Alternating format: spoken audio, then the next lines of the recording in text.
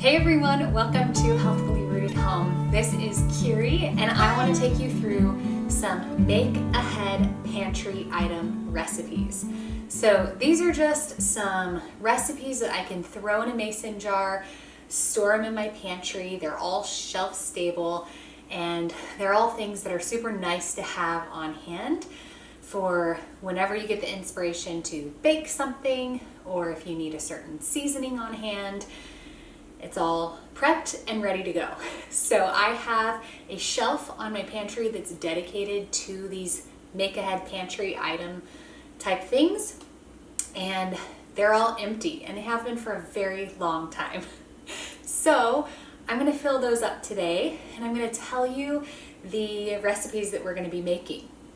So I have a free ebook too, so I would love if you would go into the description of this video and download this free ebook. It's going to sign you up for my email list, and I send emails every once in a while. I'm trying to be more consistent about it, but every once in a while I'll send emails on whatever I'm working on at that point in time.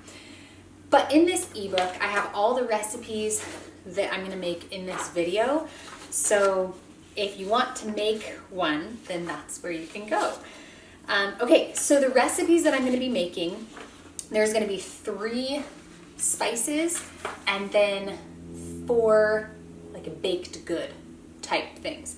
So we're going to be doing taco seasoning, blackening spice for like, blackened fish or blackened chicken, a coffee steak rub. It's just a dry rub that I love for any kind of steak. It is so good. There's like coffee in it and brown sugar and it's just incredible. I'm making a brownie mix, pancake mix, cornbread mix, and then a sweetbread mix that can be used for muffins, a sweetbread loaf, anything that you would want like a sweet type of dough for. And then you can add whatever. You could add chocolate chips, or you can make it cranberry orange or cinnamon sugar, whatever you want. This is just a basic sweetbread mix. Wow, I've said that so many times. Let's get into it. I have a bunch of jars here. So I think I'm gonna triple most of these recipes, but you can just do whatever you want with however many jars you have. And go from there. Oh, also in the ebook, it tells you everything you need to know. So you have the dry ingredients. So that's going to be what we're putting in the mason jars today. But then you have the other ingredients that you need to bake. So eggs, vanilla extract, whatever else you'll need to actually put the baked good together. You have the ingredients listed for that as well. And then you also have all the instructions for how to bake the baked good and how to put it all together.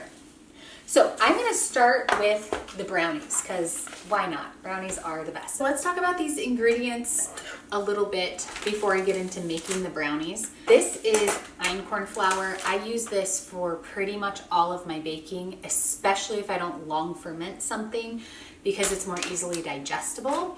And we do okay with gluten, but I don't know, not great. So I just try and limit the amount of all-purpose flour that I use. And so I opt for einkorn flour. I get these big, huge bags that you see here in bulk from Azure Standard. I can link these below. But I'm definitely just going to need one of these bags. I mean, not the entire bag, but okay. Cacao powder. In my recipe, I think I say cocoa powder, but I use cacao powder for everything. There's more fiber, antioxidants. It's just more nutrient rich. And so also I think it tastes richer, just better. So I use this. In my brownie recipe, I use espresso powder or instant espresso. and that you can't taste the coffee in it at all. It just makes it super rich. It pulls out the flavor of the chocolate. And then baking powder, and then sea salt, and sugar. I am just using regular white granulated sugar. I have some left over from when I made all of my Christmas cookies this year, and so I want to use this up. I might have to dig into my other sugar stash, which is usually I use, what is it called?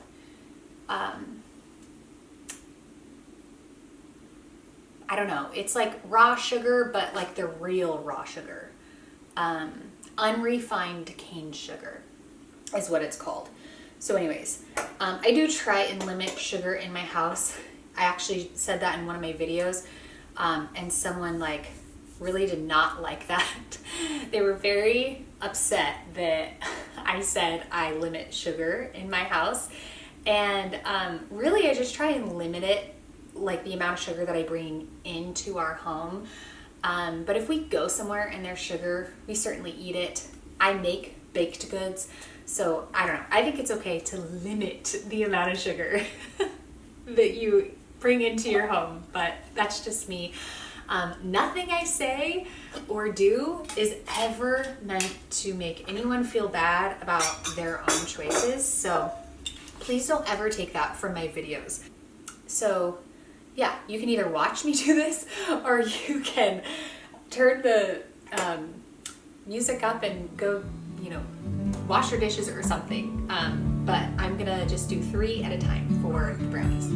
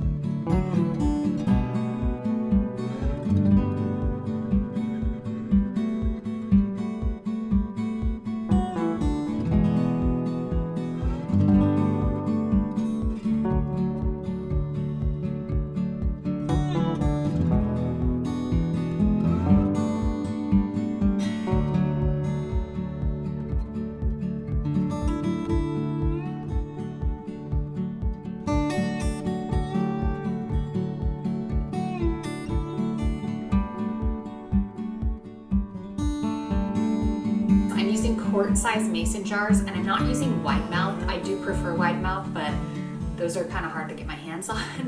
And so I'm just using the regular, whatever it's called, not wide mouth. Quart-sized mason jars, it fits perfectly. You do have to kind of shake the ingredients down and so that they're a little bit more compact, but it fills it right up to the brim. So it does work. I did have to dip into my other sugar too. In fact, I don't even know if I have enough sugar for all of this. So that was poor planning on my part, but I'm gonna see how far we can get today.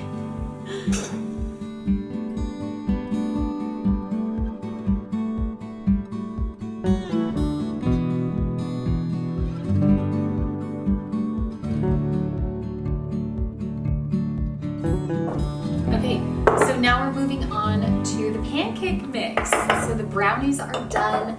A note to self for later, but also you, if you are making all of these recipes just like I am in one shot, don't do the brownies first because the cacao powder or cocoa powder, whatever you use, gets your little mason jar thing dirty with cacao powder. And so unless you want chocolate flavored sweetbread or pancakes, I wouldn't do the brownies first.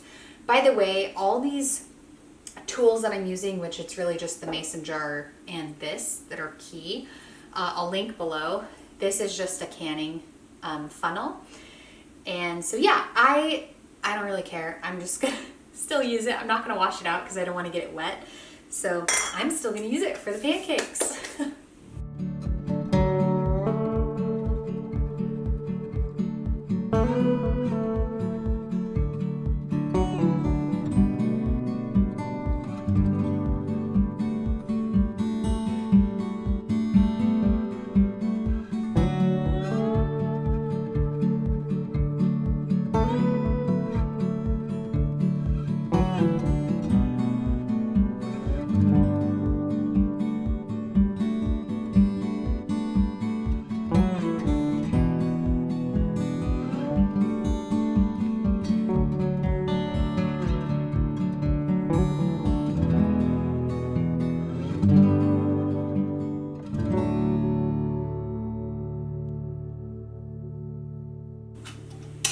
Okay, now we're gonna do the cornbread. I do not, in fact, have enough sugar. So we're improvising for the cornbread and the sweetbread.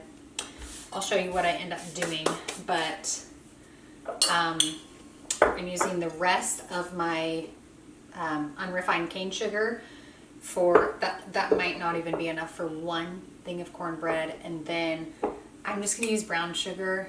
It's probably gonna affect the result of the cornbread, but it's not very much. It's just a half cup. Most of the sweetness in this cornbread recipe comes from the honey that will come later. So we're doing that for the cornbread.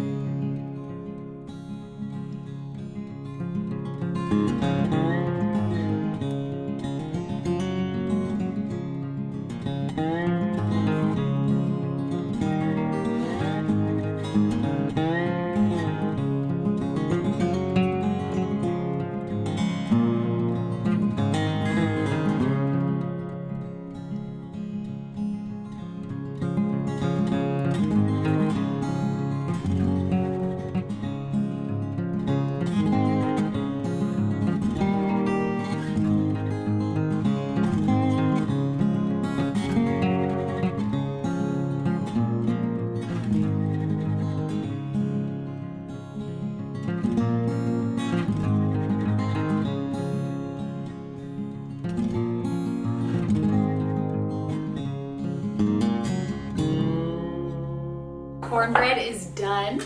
You know, I actually kind of feel like the brown sugar is going to make the cornbread really good. Although I would not use that if I were you, especially because I just don't think brown sugar is going to keep very well texture-wise in these mason jars. But that's okay, because cornbread kind of has a little bit of a gritty texture anyways, so that's fine. I didn't want to use the brown sugar with my last baked recipe, which is the sweetbread, because that's where texture really does matter. And so for the sweetbread, where is that guy? For the sweetbread, this is so irrelevant to you, just use regular sugar, but just for conversation's sake, I am going to use powdered sugar. And if you want to if this ever happens to you, if you want to sub powdered sugar for regular white granulated sugar, it's 1 3/4 cup of powdered sugar per every 1 cup of granulated sugar. So that's what I'm going to do. I think it's still going to keep the sweetbread a nice fluffy texture. Maybe even better. I don't know. I guess we'll find out. But you don't have to worry about that, because you are going to be way more prepared for this little project than I am, and you're going to have sugar on hand. I was so excited because I got to use up all my sugar from baking cookies that I just assumed I had enough. Anyway, let's get started on the sweetbread. For the sweetbread, I just need the sugar, flour, baking powder, and sea salt. That's it. It's very simple. Any add-ins will come afterwards when you go to bake it. But hey, the silver lining is that I do have a bunch of powdered sugar to use up from my Christmas cookie baking. Anyways, so there is that. Do you guys ever have a big baking day or food prep day, or even just like making a meal where you just use up so many ingredients and it's just so satisfying? I don't know why. I just find that so satisfying.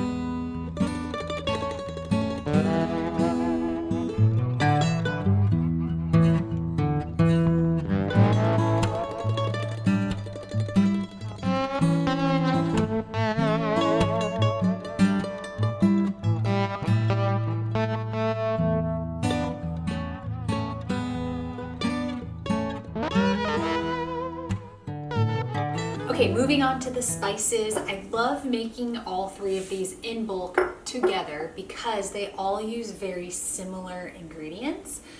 So, for the taco seasoning, that's what I'm going to start with. Like I said, I'm doing it in this big one.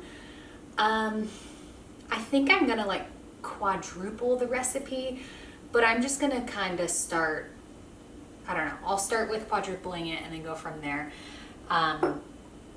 And then I'll let you know what it ends up being. So if you want to use the same quart size jar, then you know how much to make of the recipe in the ebook.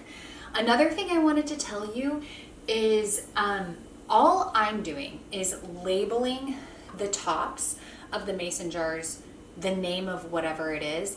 I'm not putting any directions on there because I am just going to put my little ebook here in my homemaking binder where I keep, you know, all kinds of recipes and like, you know, my staple Thanksgiving recipes and all of that. I'll put it in a sheet protector, and then when I'm ready to bake, I will just pull it out and see the wet ingredients that I need and then all the instructions for baking. And then that way I don't have to, you know, label all these jars, but I still know what they are. Okay. Oh, the other thing with the taco seasoning, or with all of the seasonings, I think for all of them I put salt on there, but I actually don't put salt in pre-made seasonings that I make. And the reason for that is because really you should be salting the meat itself. So like, let's take taco seasoning. Let's say you're making taco meat, like ground beef.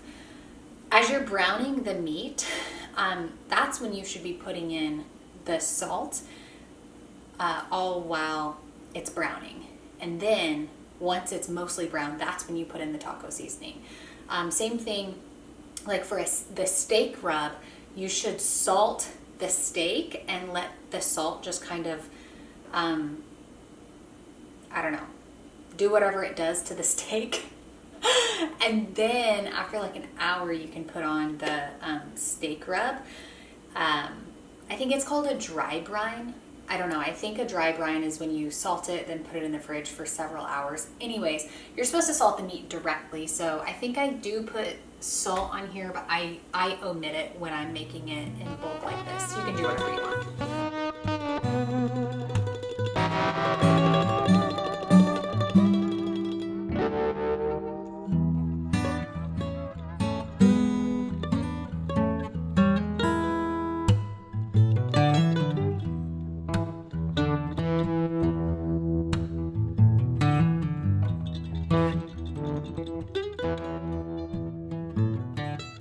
All right, so I just made the taco seasoning. Y'all know my intent was to fill this thing up, which if you want to do that, you would 6x the recipe I have in my ebook. I don't have enough ingredients, shocker. But that's okay. I am just gonna, once I get the ingredients, I'm just gonna fill this bad boy up. But I wanna be able to make the other seasonings too, and it uses some of the ingredients here that I'm about to use up. So anyways, I'm just gonna do that. So that's the taco seasoning. Like I said, 6x the recipe if you wanna fill a quart jar up.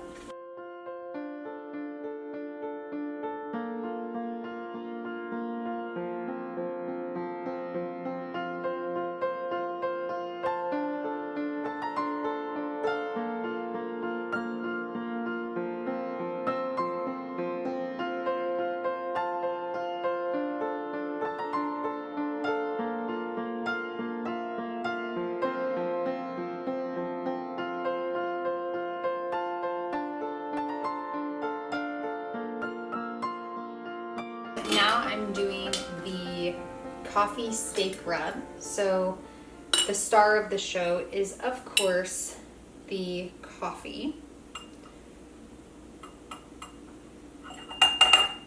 So I'm just using that same coffee that I use for the brownies in here. Now, if you are not a fan of coffee, I don't recommend making the coffee steak rub because that really is the star of the show.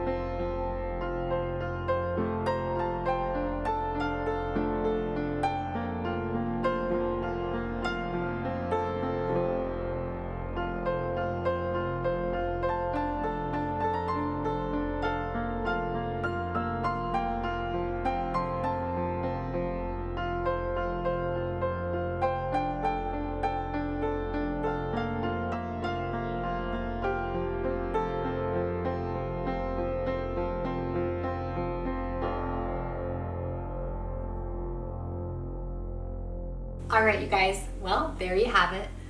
These are all of my make ahead pantry items, shelf stable baking mixes, spices, things like that, that you can make in advance. It only takes just over an hour, and you can set yourself up for success throughout the week, and you can fill up your pantry with really easy baking mixes and spices. Also, don't forget to download the free ebook in the description below. It's completely free. It'll sign you up for my email list where I will keep you up to date with what I have going. Thank you so much for watching. This is Kiri with Healthfully Rooted Home.